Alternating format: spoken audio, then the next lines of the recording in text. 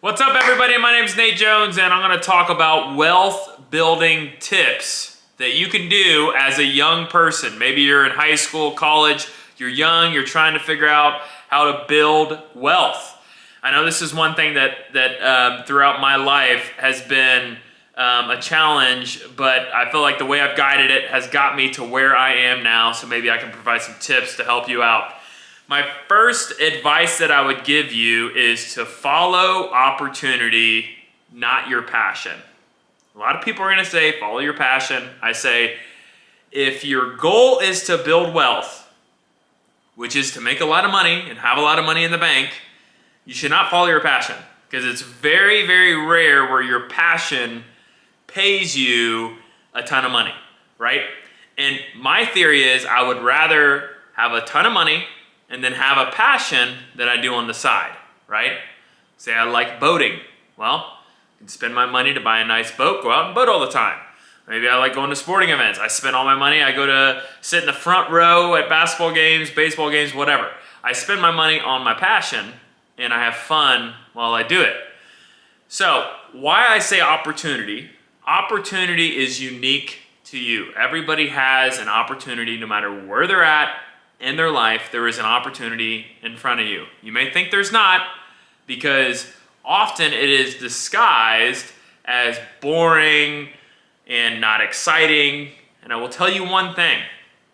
Most wealthy people got wealthy by building boring businesses, saving up money in a boring fashion.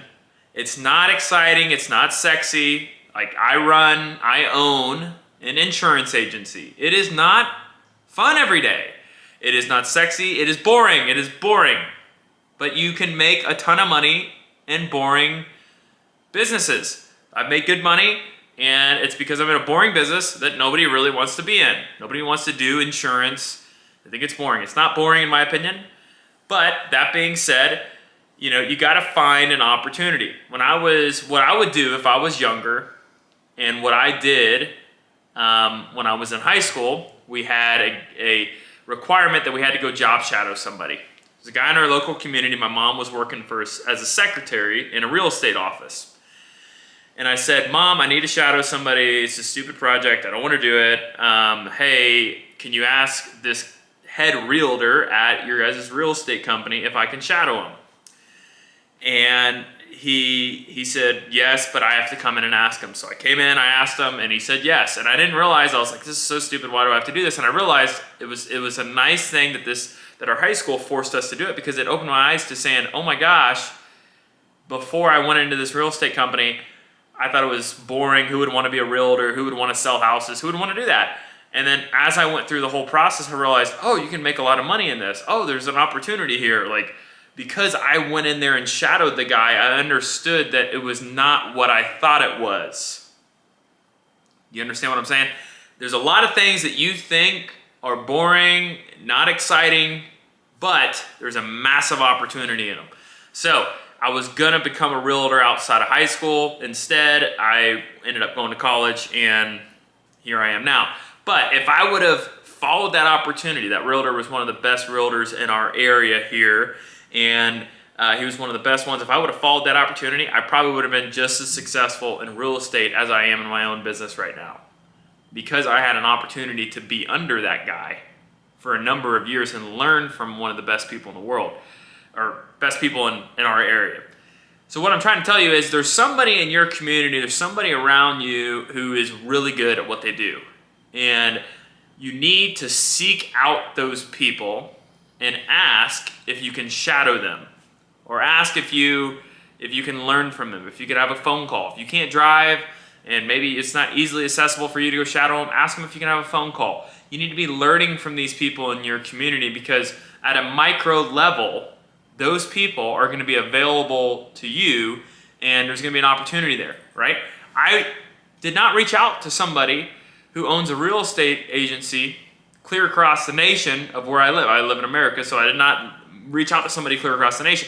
I reached out to somebody in my local community who had the time to be able to for me to go in there and shadow him, and I was able to go in there and talk with him.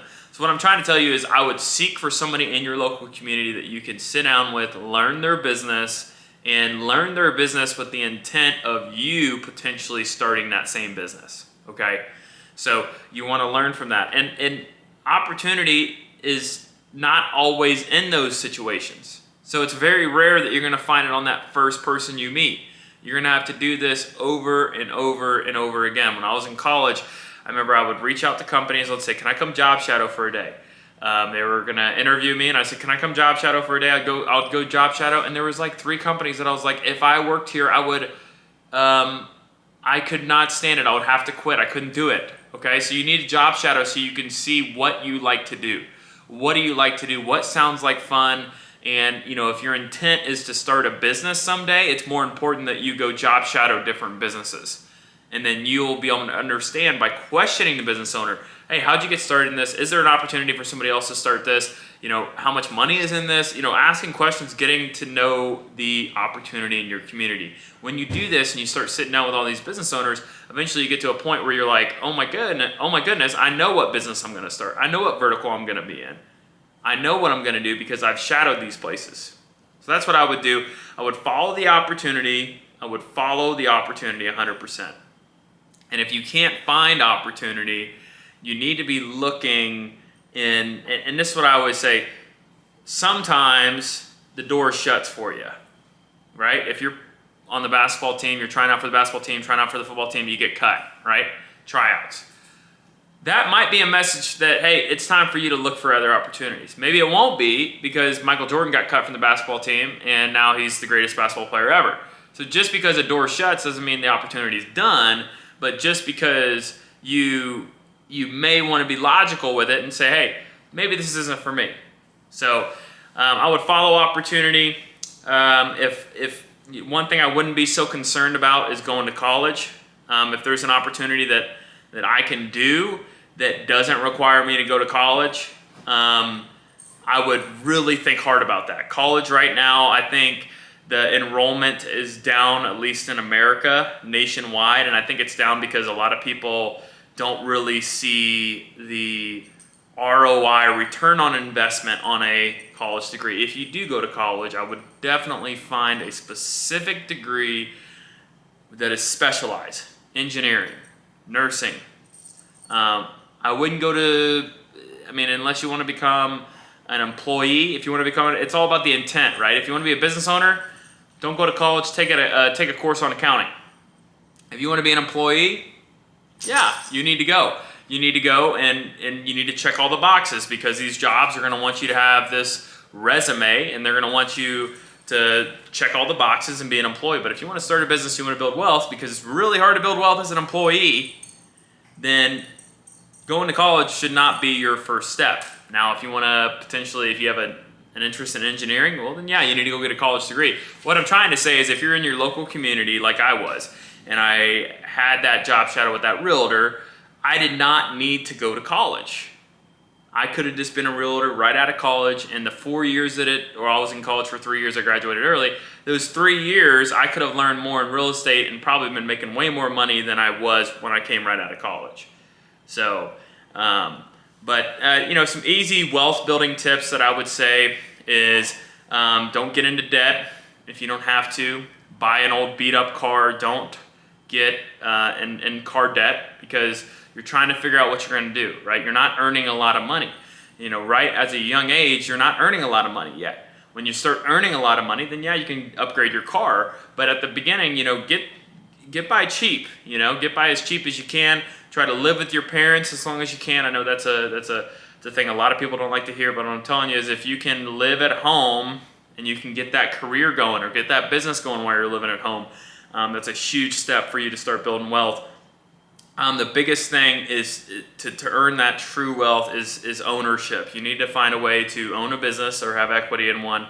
You need to find a way to own rental property or real estate or any type of real estate. But you got to own something. You got to own something because if you're an employee, businesses are not in business to pay people, right? When I'm looking to hire somebody, I know the salary range in which I want to pay for that position. Unless somebody is really, really good, if I'm going to pay somebody $100,000, they better be bringing me a benefit over $100,000, and probably significantly over $100,000. I will continue to pay you as long as the value you're bringing is above your salary. That's how the world works. So you got to be understanding that if you're in a corporate world, they can replace you for less money in your salary. You get paid, you got to set money aside, build wealth. But as an owner, when you own a business, the reason that ownership is so huge is that you build that business up, and that business is worth a multiple of the net income. Okay, so if your net income of your business is $2 million, that is called EBITDA, right? So that means, let's say your business is $5 million, you net $2 million. That means you have $3 million of expenses, you have $2 million left over. What you can do is you can sell that business for a multiple of $2 million. Let's say the multiple is 5. 5 times 2 is $10 million. So you can sell that business for $10 million. That is how you build wealth. When you retire as a employee, whatever you set aside your 401k, when you retire as a business owner, you get a $10 million check. And you also had so many years in which you earned $2 million, right? If you're netting $2 million, that means that's your income. So you probably retired, you probably have more money than what your business is selling for. So that's how you build true wealth. And the same thing with real estate. I always say in real estate, I wouldn't get so tied up with buying real estate with debt. I would try to save up. I know this is really hard, but this is why you need to be earning a lot of income, and this is why you need to probably start a business. I would buy rental properties 100% cash, and I would just set cash into the rental properties, and then they appreciate and you get paid. You don't have to worry about debt. You don't have to worry about a loan. There is ways in which you can cash flow it with a loan. I don't know about that. I buy rental properties cash because I don't want to worry about the loans. I just want to have that return on investment. So that's what I want to do. But you got to diversify, but you got to diversify with ownership, okay? And if there's not a business that you can start, then you need to have ownership in companies, which is the stock market, right? So that's probably the lowest tier on the list. I would say business, real estate, stock market, right? But if you don't know what business to start, don't break your back. Start getting in the workforce and start understanding what you need to start. But while you're earning that salary, you can be saving up to start a business, or you could be buying rental properties and also diversifying and buying some stocks. When you buy stocks in a company, the company goes up, your stock price goes up. So these are some tips for young people for building wealth. I think the biggest thing that you need to understand is that it is a process, that you're not going to hit a home run tomorrow. You're going to hit numerous singles, and you're going to get your batting average up. You're going to gain confidence. I couldn't go through meetings that I go through now if I didn't have the meetings I had before, right? You have to go through life, go through business, go through these cycles so you can learn. You have to learn. So that's why I said, at age 18 or 16, starting a business is probably not the answer. What's the answer is get some life experience. Get some experience being underneath somebody. Get some experience learning from somebody in your community, job shadowing, seeing what you want to do. You only understand what you have experienced in life, and you haven't experienced much, so you need to go out there and get some experience so you know what the opportunity is. Because if you choose the wrong vertical where there's not a great opportunity, as much as you work as hard as you can, you got to be smart. Your trajectory needs to be pointed the right way. How do you know what way to go? You got to get experience. You got to understand where you're at. And every person, no matter where you come from, whatever background you're from, has a unique opportunity, and all you have to do is find it. And the best way to do that is to not sit at home. It's to get out and take action. Comment below if you have any questions, like and subscribe.